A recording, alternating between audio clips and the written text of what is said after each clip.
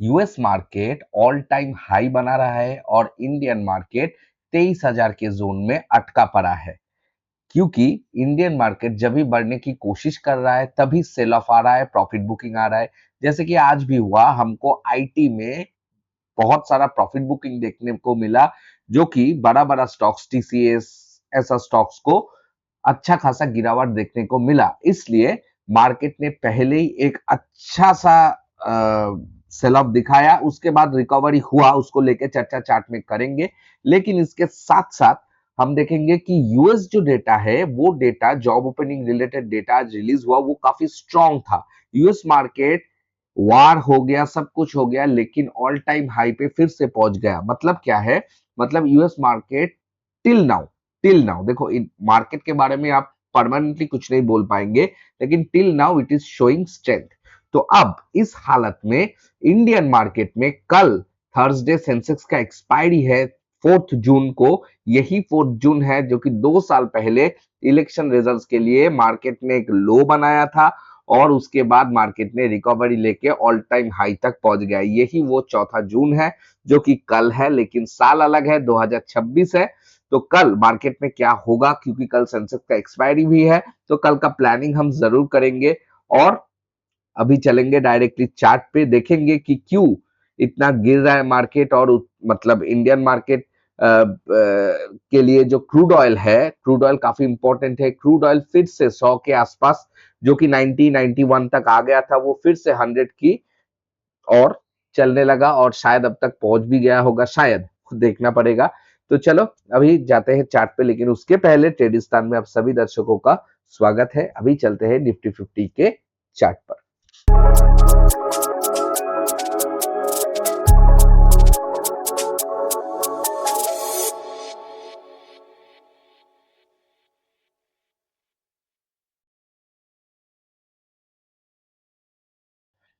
दोस्तों, हम आ चुके हैं daily time frame Nifty 50 index में, और आप देख सकते हैं थोड़ा चार्ट का कलर और कैंडल का कलर मैंने चेंज किया है, क्योंकि एक ही चीज देखते देखते हम भी बोर हो जाते हैं। इसलिए थोड़ा बाकी सब मतलब वैसे क्या वैसा ही है, जो लेवल्स वेवल सब कुछ वैसा ही है। ये रेड कैंडल मतलब रेड कैंडल ही है, इसका उल्टा ब्लू कैंडल जो कि ग्रीन कैंडल है, वो मैंने ब्लू कलर का कैंडल किया है, और थोड़ा बैकग्राउंड का कलर चेंज किया है। यही चेंज है चार्ट पे, बाकी जो लेवल्स था ये लेवल सेम टू सेम है। तो आज क्या हुआ, आज मार्केट ने, आप देख सकते हो कि नहीं, कि मार्केट ने एक लॉन्ग विक वाला हैमर कैंडल बनाया है। ये तो टेक्निकली देखने में this is a bullish strength, ठीक है। लेकिन अभी जो हाल है, क्या सच में ये बुलिश स्ट्रेंथ है, या सिर्फ और सिर्फ ये ट्रैप करने के लिए किया गया है, वो हम चर्चा जरूर करेंगे। लेकिन इस जगह पे जहां पे एक लो बना था, लो के नीचे मार्केट गया और उधर से क्विक शार्प रिकवरी आना, इसका मतलब दूसरा चीज भी हो सकता है कि मार्केट अभी ऊपर जा सकता है। लेकिन रुको, मैं बहुत सारा चीज दिखाऊंगा, तभी हम लोग प्लानिंग करेंगे कि कल के लिए क्या होगा। और पोजिशनल ट्रेड के लिए क्या अभी वो समय आ चुका है कि हम लोग पोजिशनल ट्रेड बनाए, तो उसको लेके भी चर्चा होगा। तो पहले हम चलेंगे, थोड़ा डेटा को चेक कर लेते हैं कि आज का डेटा क्या है। देखो, डेटा इज क्वाइट सिंपल, ठीक है। क्या क्यों सिंपल है? ये लोग जैसे बुलिश है, ये लोग जैसे बेयरिश है, वो है। लेकिन जो प्रो है, pro is supporting the client, मतलब ये लोग बुलिश है, ये लोग अच्छा खासा बाई किया है फ्यूचर्स, और इसके साथ थोड़ा बहुत हेजिंग किया है। लेकिन जो मेन दिखाने की बात है कि 30,000 से ज्यादा कॉन्ट्रैक्ट फ्यूचर्स में सेल किया गया है एफआईआई के तरफ से, मतलब विच is a very high case in, मतलब जो कि एक दिन के हिसाब से ये बहुत ही हाई है। उसके साथ इसने हेज के लिए थोड़ा लॉन्ग पोजीशन भी बनाया है, लेकिन पुट में भी ये लोग अच्छा खासा इन्वेस्ट किया है। मतलब ये लोग अभी भी स्टर्नली बेयरिश है। लेकिन इसका मतलब क्या कल मार्केट बेयरिश चला जाएगा? बिल्कुल भी नहीं, क्योंकि सपोर्ट में ये दोनों का जो कॉन्ट्रैक्ट है, इसके लिए मार्केट में एक पुल आ सकता है। दूसरा चीज मैं दिखाना चाहता हूं, इस डेटा से मैं एक चीज बताऊंगा कि मार्केट में टेम्पोररी बेसिस में एक ऊपर का मूव आ सकता है। There is a probability, not surety, ठीक है। ये एक आ सकता है, लेकिन अगर आएगा तब भी मार्केट ज्यादा ऊपर नहीं जा पाएगा, क्योंकि ये लोग का हाई पोजीशन मेकिंग की वजह से मार्केट नीचे चला आएगा। या दूसरा एंगल से हम देखेंगे कि मार्केट पहले नीचे जाएगा, उसके बाद ये लोगों की वजह से, ये लोगों जैसे आज भी हुआ, मार्केट फिर से थोड़ा ऊपर आएगा। ये चीज होने का, ये दोनों प्रोबेबिलिटी मार्केट में अभी ओपन है, ठीक है।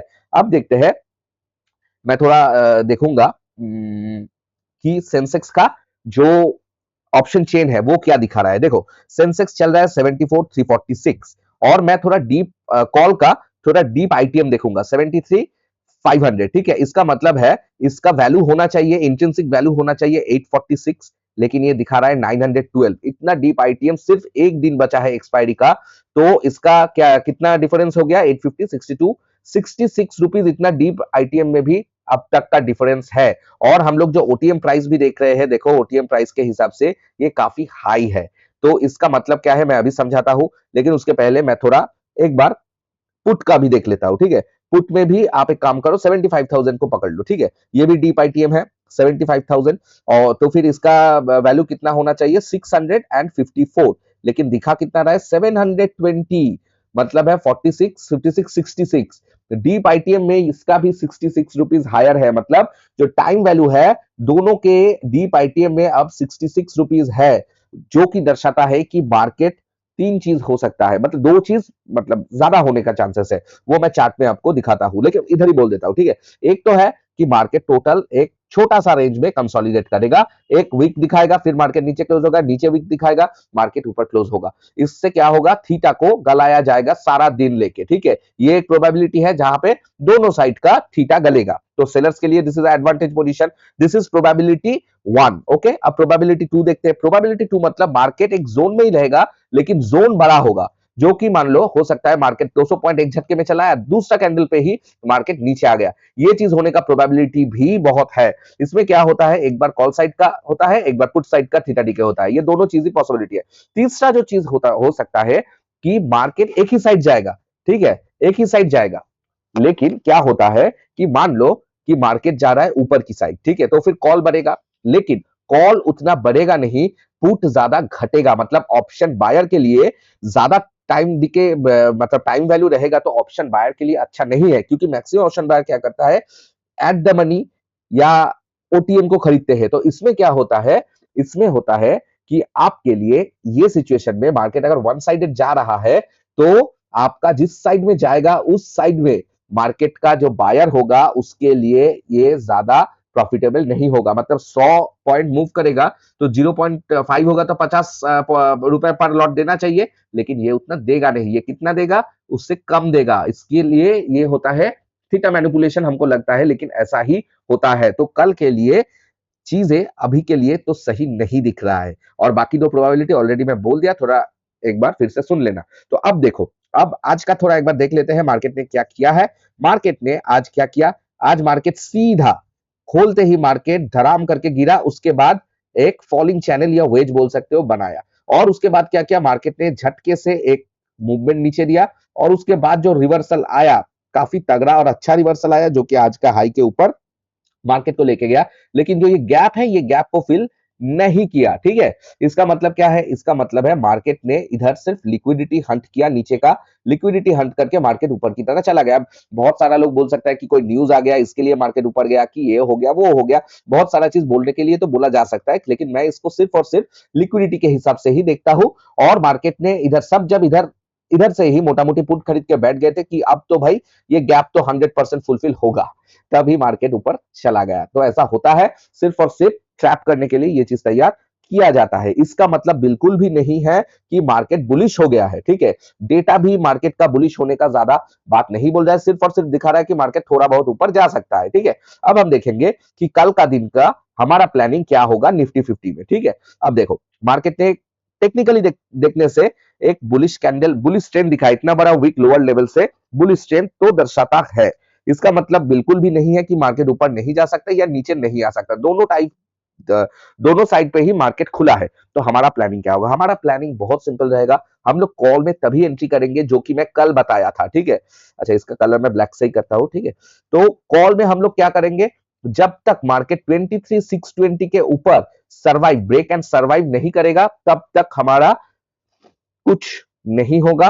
और मार्केट हमारा इसके बाद अगर सर्वाइव कर गया तो 23,700 एंड 23,740 कॉल के लिए इतना ही होगा, चाहे इसके ऊपर मार्केट क्यों ना चले जाए। This is only for intraday, ठीक है। अब देख लो, अब पुट साइड में कहां से हम लोग एक्टिव होंगे, पुट के लिए हम लोग एक्टिव होंगे, अभी के लिए मैं बोलूंगा पुट के लिए एक्टिव होना सही नहीं है, क्योंकि मार्केट ने जहां से रिवर्सल लिया है वो थोड़ा क्रिटिकल जगह है, लेकिन फिर भी मैं बताऊंगा पुट के लिए आपको देखो मार्केट में एक चीज और भी हो सकता है, ये चीज ध्यान रखो कि मार्केट में इस कैंडल को मार्क करो, मार्केट कल नीचे इधर आ सकता है और इधर आने के बाद मार्केट ऊपर जा सकता है, लेकिन ये लाइव मार्केट में आपको देखना पड़ेगा कि मार्केट का वाई कितना है, बहुत सारा चीज देखना पड़ेगा और मार्केट ऊपर जा सकता है। लेकिन एक चीज याद रखना, अगर सेंसेक्स में कुछ इस तरह का मूवमेंट हो रहा है और एक बीच बीच में एक स्पाइक ऊपर या नीचे दे रहा है फिर मार्केट, तो इसमें निफ्टी को भी सेम चीज होगा, तो कल पैसा लूज करने का बहुत सारा चांसेस होगा। लेकिन अगर मार्केट कुछ इस तरह से मार्केट ऊपर की मूवमेंट दे रहा है तो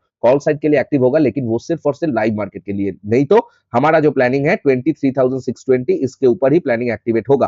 पुट के लिए मैं बोलूंगा कि आपका प्लानिंग एक्टिवेट होना चाहिए 23,200 के नीचे ब्रेक एंड सस्टेन करेगा तो हम लोग कितना जाएंगे 23,123, जो कि ये गैप है, इस गैप के नीचे फिर से ब्रेक एंड सस्टेन करेगा तो 23,000 तक आप जा सकते हो। तो इसमें आपको 2 ट्रेड भी लेना पड़ सकता है, इधर आप पूरा का पूरा बुकिंग करो क्योंकि हो सकता है मार्केट जैसे भी करके इधर आए और इधर आने के बाद मार्केट ने अच्छा खासा एक फिर से रिवर्सल दिया और मार्केट फिर से गिरने लगा, ये चीज भी होने का काफी संभावना है। तो पुट का हम लोग जब तक 23,200 नहीं आएगा तब तक एक्टिवेट नहीं करेंगे। और दूसरा क्या है, पुट के लिए हमारा और एक लेवल है 23,800 या 23,700, ये 2 लेवल होगा। ये 2 लेवल में अगर मार्केट चला गया, कुछ स्ट्रॉन्ग रिजेक्शन दिखाया ऐसा करके, तो ही हम लोग इधर पुट के लिए एक्टिवेट होंगे। वो लाइव मार्केट में मैं आपको दिखा दूंगा, मतलब मैं नहीं दिखाऊंगा, आपको देखना होगा।